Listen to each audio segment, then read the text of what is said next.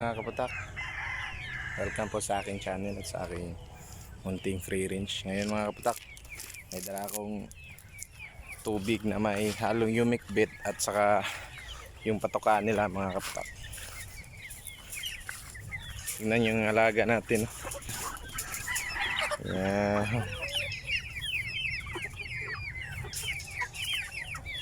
Mga kaputak, buksan muna natin.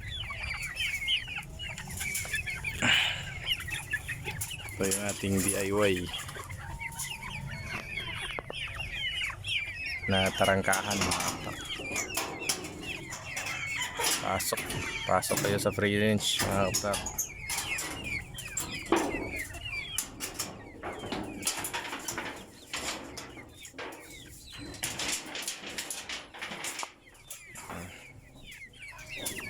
Ay.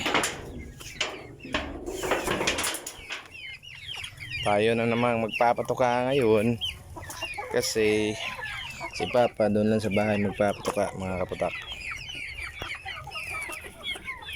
Tingnan nyo naman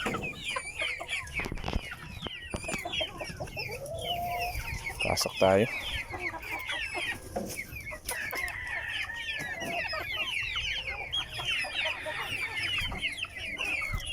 Ito lang ginagawa ko dito mga kaputak.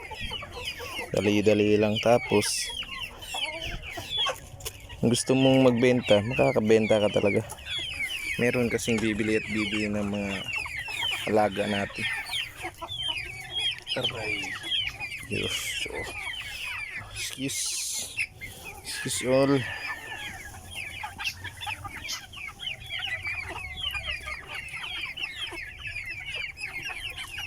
Sa awa ng Diyos mga kaputak,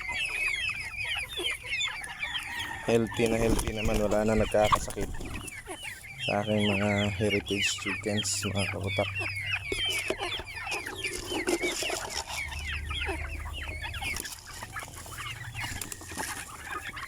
Ayan.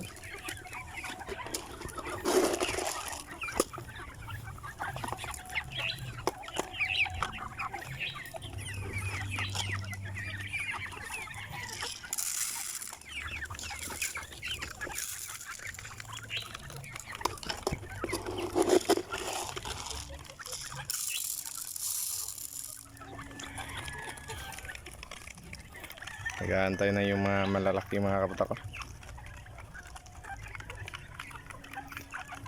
Nagahan na din natin mga kaputak ang pagpapatuka kasi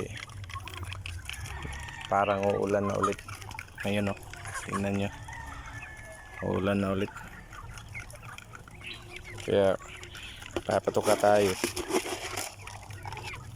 Sa awa ng Diyos, healthy naman sila mga kaputak.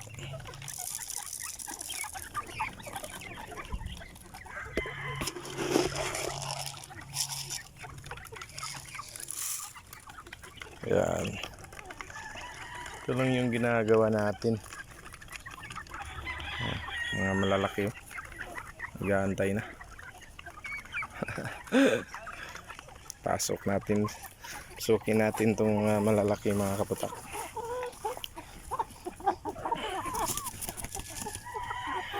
Ang gagawin natin, ito.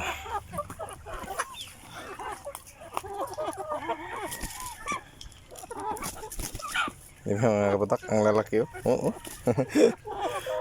2 kilo na yata to. Kalahati mga kaputak.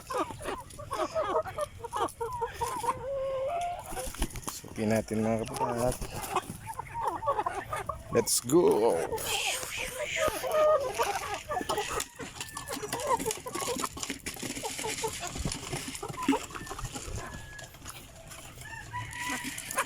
Yan. Binukod natin sila mga kaputak kasi pag doon inaaway kasi sila ng mga malalaki. Kaya ang ginagawa ko, binubukod ko sila.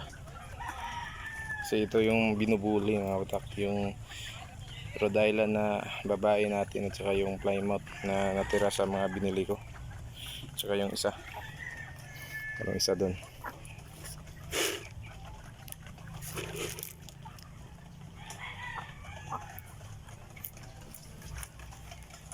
Ito yung pang maintenance feeds nila mga kaputak, PDP pellets at saka yung crack corn at saka yung corn grits.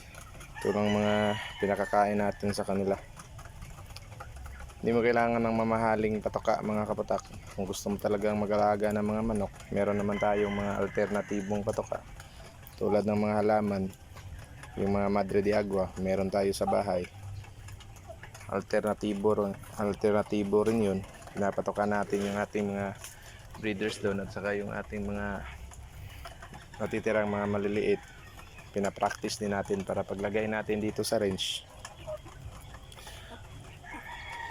kumakain na sila mga kapatak, hindi na sila maninibago. Itong range mga kapatak, napuno ito ng damo, pero ngayon unti-unti nang naubos yung mga damo sa range. Tingnan nyo mga kapatak.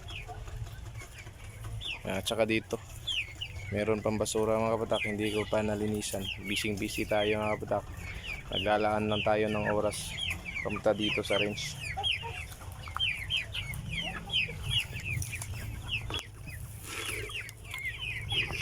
Naubos mga kapatak, nakulangan yung mga maliliit. Lagyan lang natin.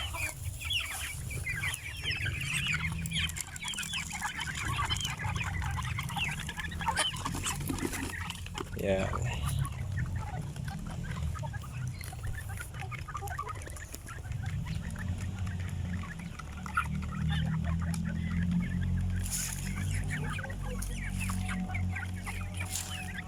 Magsusunog sana ako ng basura mga kapatak, kaso lang parang ulan yata, mamamatay lang yung apoy, kaya pagpaliban muna natin yung mga basura dito mga kapatak.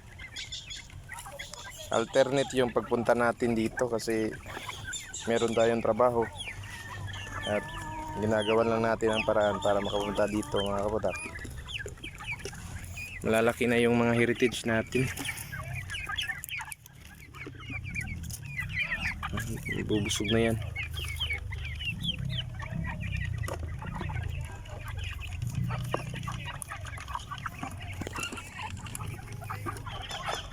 Yan lang mga kapatak. Happy farming po sa lahat. God bless you all. Sana po nag-enjoy kayo. Don't forget to like and subscribe at pakipollow na rin sa aking official Facebook page, Kapatak Heritage Chickens. Maraming salamat po. Happy farming po sa lahat.